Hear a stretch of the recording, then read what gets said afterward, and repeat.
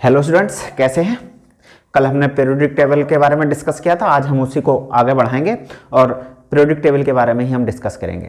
तो स्टूडेंट्स, कल भी मैंने आपको जानकारी दी थी, आज मैं फिर आपसे डिस्कस करता हूं कि पीरियोडिक टेबल आपको बहुत अच्छे से याद होनी चाहिए, क्योंकि पीरियोडिक टेबल ही केमिस्ट्री की नींव है। आपको पीरियोडिक टेबल नहीं आती तो यूं समझ लें कि केमिस्ट्री में आप अधूरे नहीं, स्टार्टअप भी नहीं है, आपने कुछ नहीं किया है। इसलिए मैं आपसे रिक्वेस्टली कहता हूं कि आप केमिस्ट्री में अगर कुछ पढ़ना चाहते हैं या कुछ बनना चाहते हैं केमिस्ट्री में, तो आप कम से कम पीरियोडिक टेबल को तो बिल्कुल याद कर लें।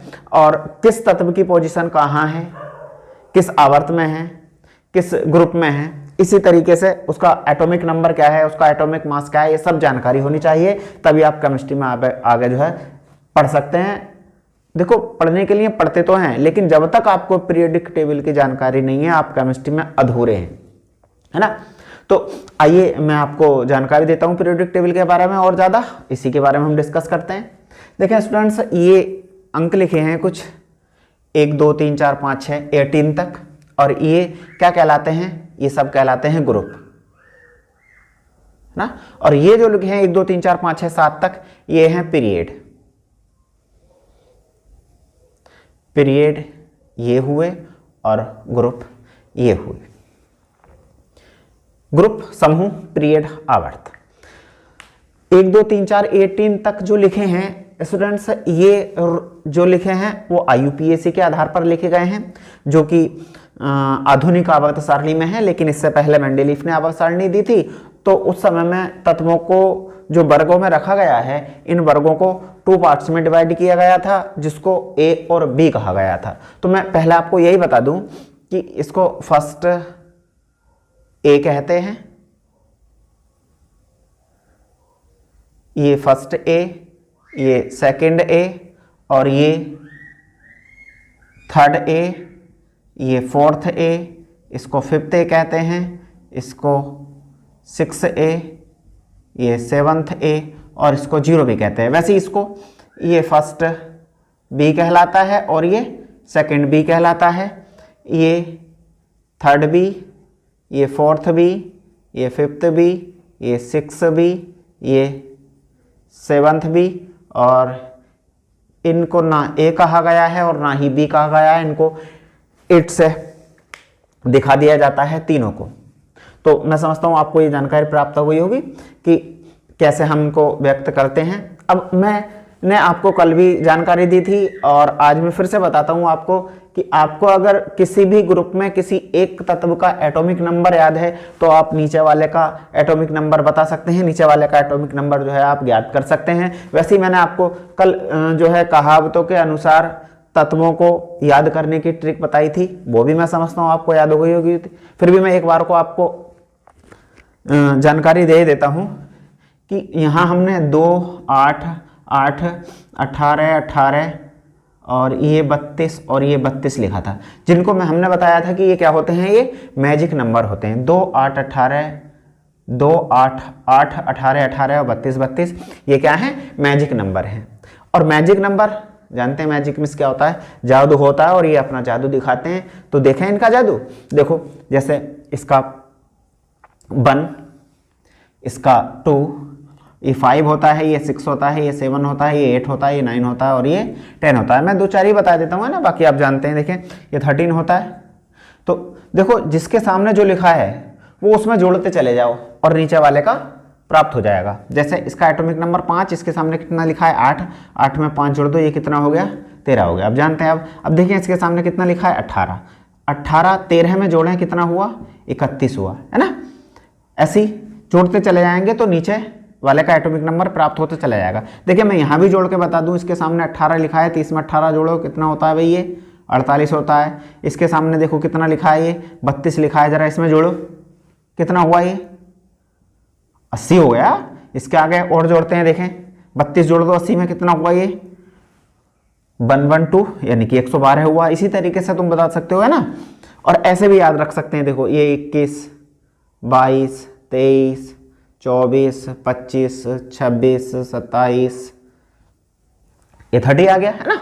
ऐसी 31 32 33 34 35 और ये 36। ऐसे भी देख लें आप, 10 में 8 जोड़ो कितना हुआ 18, 18 में 18 जोड़ो कितना हुआ 36, 36 में 18 जोड़ो कितना हुआ 54, 54 में 32 जोड़ दो कितना हो गया 86, 86 में 32 जोड़ दो कितना हो गया 118, है ना। तो बता सकते हैं ये वाले क्या थे 71 नहीं 71 नहीं 70 तक तो थे, ये था 58, 59, 60, 61, 62, 63, 64, 65, 66, 67, 68, 69, 70 और ये 71।